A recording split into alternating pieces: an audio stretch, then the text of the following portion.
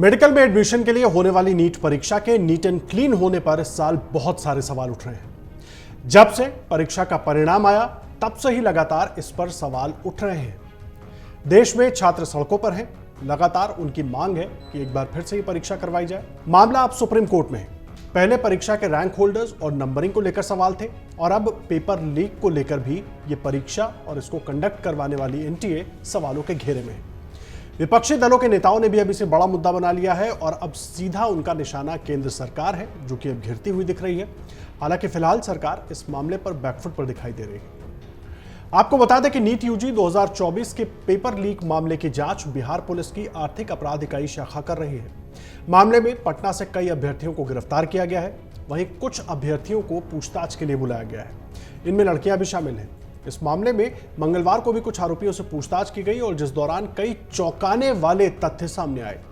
एक अहम खुलासा यह हुआ कि आरोपी जिस होटल में ठहरे थे, वहां के रजिस्टर में एक आरोपी ने अपने नाम के आगे एक मंत्री जी का नाम लिखवाया था। अब ये मंत्री जी हैं कौन, इनको लेकर लगातार चर्चा तो हो रही है, लेकिन इनके नाम का खुलासा भी नहीं किया गया है। अब सवाल यही है कि इस पूरे मामले में आखिर मंत्री जी का रोल क्या है और मंत्री जी हैं कौन। साथ ही अब तक तो एनटीए पेपर लीक के आरोप से साफ इनकार कर रहा था, वो अब इस पर क्या जवाब देगा, क्योंकि बड़ी संख्या में छात्र परिणाम आने के दिन से ही इस पर सवाल उठा रहे थे। मीडिया रिपोर्ट्स के मुताबिक आरोपी अनुराग यादव से पूछताछ में कई अहम खुलासे हुए हैं। आरोपी ने बताया कि मंत्री के लेटर की मदद से वो गेस्ट हाउस में रुका था। एनएचएआई पटना गेस्ट हाउस के रजिस्टर में भी आरोपी की एंट्री है। दावा है कि उसे एनएचएआई के गेस्ट हाउस में इसलिए ठहराया गया था ताकि उसे बाद में तय जगह ले जाकर नीट के लीक हुए पेपर से सवाल दिखाकर जवाब रटाया जा सके। लेकिन सबसे बड़ी बात यह है कि आरोपी का यह कमरा किसी मंत्री जी के जरिए बुक किया गया था। हालांकि ये मंत्री कौन है, इसका खुलासा अभी तक नहीं हो पाया है। आपको बता दें कि नीट परीक्षा में नंबरिंग को लेकर विवाद तो था ही, साथ ही पेपर लीक को लेकर के भी सवाल उठते रहे, जिसे एनटीए की तरफ से नकारा जाता रहा। लेकिन खबरों के मुताबिक इस पेपर लीक कांड में पटना जेल भेजे गए अभ्यर्थी कबूल कर चुके हैं कि उन्हें नीट परीक्षा से 4 घंटे पहले प्रश्न पत्र और उसके जवाब दे दिए गए थे। इसके बाद इसका प्रिंटआउट निकाल लिया गया और 5 मई को सुबह 10 बजे इन्हें रटाना शुरू किया गया। आपको बताते हैं कि इस बार नीट यूजी परीक्षा 5 मई को हुई थी और रिजल्ट 4 जून को घोषित किया गया था, जिस दिन लोकसभा चुनावों के परिणाम आ रहे थे। रिजल्ट जारी होने के बाद से ही नीट यूजी एग्जाम को लेकर लगातार बवाल चल रहा है। साथ ही आपको बता दें कि सुप्रीम कोर्ट ने मंगलवार को भी नीट परीक्षा में कथित गड़बड़ियों को लेकर दायर याचिका पर सुनवाई की और इस दौरान कोर्ट ने नेशनल टेस्टिंग एजेंसी यानी कि एनटीए से कई तीखे सवाल किए। अदालत ने कहा कि अगर नीट परीक्षा में 0.001% भी लापरवाही हुई है तो उससे निपटा जाना चाहिए। और इसी के साथ सुप्रीम कोर्ट ने एनटीए और केंद्र सरकार को नोटिस जारी किया और इस मामले में जवाब दाखिल करने को कहा है। मेडिकल की इस परीक्षा के लिए छात्र छात्राओं की मेहनत पर बात करते हुए सुप्रीम कोर्ट ने कहा कि इस याचिका को विरोधात्मक भाव से नहीं देखा जाना चाहिए। जस्टिस विक्रमनाथ और जस्टिस एसवीएन भट्टी की बेंच ने कहा कि हम इन परीक्षाओं की तैयारियों में बच्चों की मेहनत से अवगत हैं।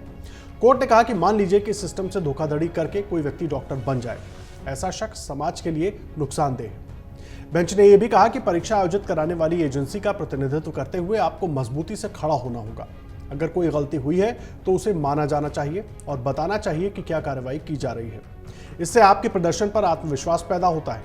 अधिकारियों की तरफ से समय पर कदम उठाने पर जोर देते हुए सर्वोच्च न्यायालय ने कहा कि इन याचिकाओं पर अन्य लंबित याचिकाओं के साथ 8 जुलाई को सुनवाई होगी और इसमें वो याचिकाएं भी शामिल हैं जिनमें परीक्षा को नए सिरे से आयोजित करने के निर्देश देने की मांग की गई है।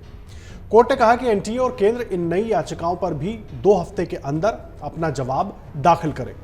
अब 8 जुलाई को इस मामले में फिर सुप्रीम कोर्ट में सुनवाई होगी, लेकिन सवाल यही है कि आखिर सुप्रीम कोर्ट को क्यों यह कहना पड़ा कि अगर सिस्टम में 0.001% की भी खामी है तो उसे सख्ती से निपटना चाहिए और हम सख्ती से निपटेंगे।